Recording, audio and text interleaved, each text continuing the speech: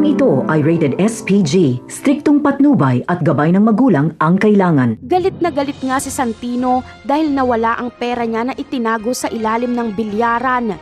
Kinuha ito ng dalawa niyang kaibigan na bantay sa bilyaran at ipinangbili ng mga damit.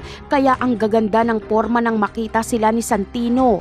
Gagamitin pa naman ito ni Santino sa gastusin sa burol ni Noy. Binugbog niya ang dalawa at pinutukan niya pa ito ng baril.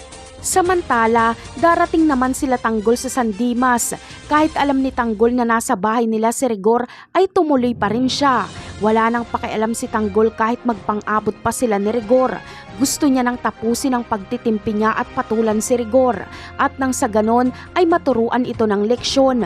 Pero hindi magagawang lumaban ni Tanggol kay Rigor sa harap ng burol ng kanyang lolo Noy bilang respeto sa patay.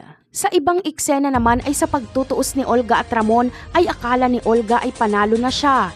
Mabibitawan kasi ni Ramon ang kanyang baril noong ibinangga ni Olga ang kanilang sinasakyan. Habang si David ay nasa loob din ng sasakyan at nananatiling walang malay. Nagkamali ng akala si Olga dahil kahit walang baril si Ramon ay wala siyang laban dito. Masusukol ni Ramon si Olga. Alam ni Olga na hindi siya bubuhayin ni Ramon kaya inamin niyang siya ang pumatay kay Mokang.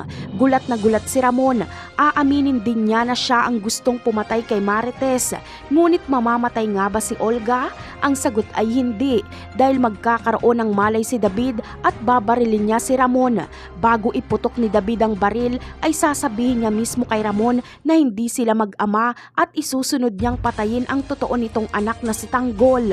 Napakarami pa nating dapat abangan sa mga susunod na episode. Paalam!